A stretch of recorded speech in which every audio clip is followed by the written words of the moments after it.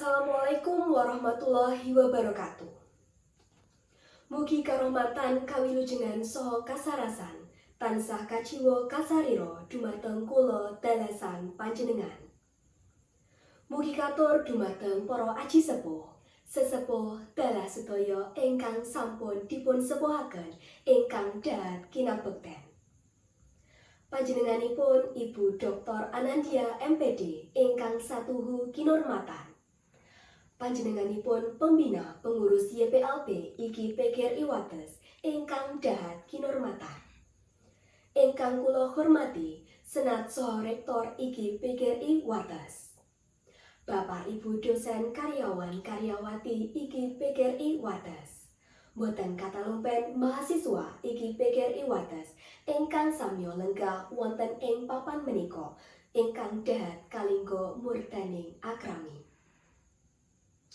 Sumangga kula panjenengan ngaturaken puji syukur dumateng Gusti Allah Subhanahu wa taala ingkang tasih kepareng ngluberaken sih nugrahanipun ingkang awujud kumelaring karahmatan, kawilujengan saha kasarasan dumateng kula dalasan panjenengan. Satemah kula lan panjenengan saged nyawiji wonten ing papan menika kanthi boten manggih rubita setunggal punapa. Bapak Ibu para lenggah ingkang satuhu kinurmatan, kula Frizkia Anandia Putri minangka jejering pambyawara kepareng badhe ngaturaken urut roncenging adicara pengetan Hari Pendidikan Nasional Warsa 2026 ingkang dipun adani wonten dinten menika. Adicara ingkang sepisan inggih menika pambuka.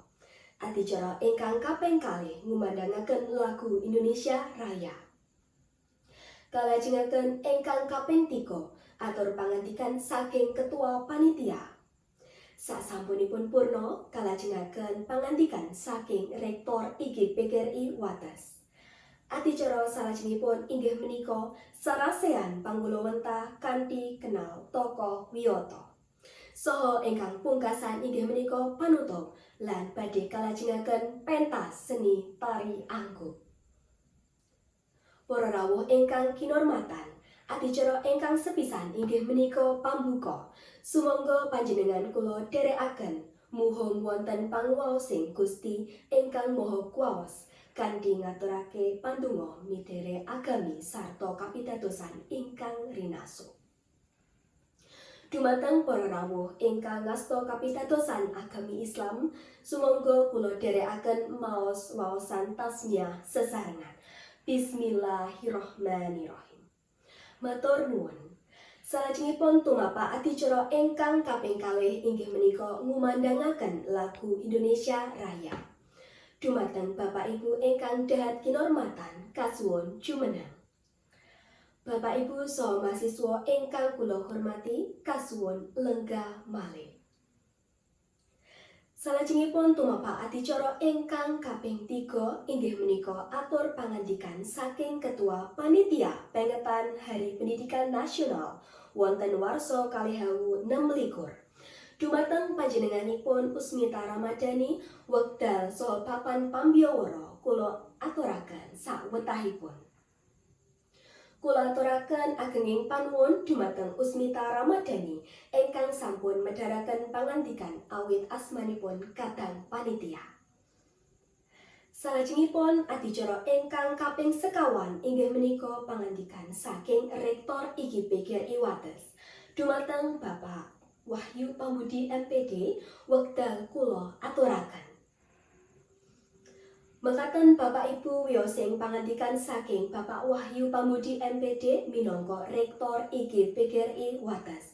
Dumateng panjenenganipun Bapak Wahyu Pambudi MPD kula aturaken agenging panuwun. Para rawuh ingkang kula hormati, salajengipun inggih menika sarasehan panggulawentah kanthi kenal tokoh wiyata. Dumateng Ibu Dr. Anandia MPD wekdal kula aturaken. Mekaten sarasehan panggulawentah kanthi kenal tokoh wiyata. Mugi-mugi ngelmu ingkang dipun sinau punika wonten gunanipun kagem kula dalasan panjenengan.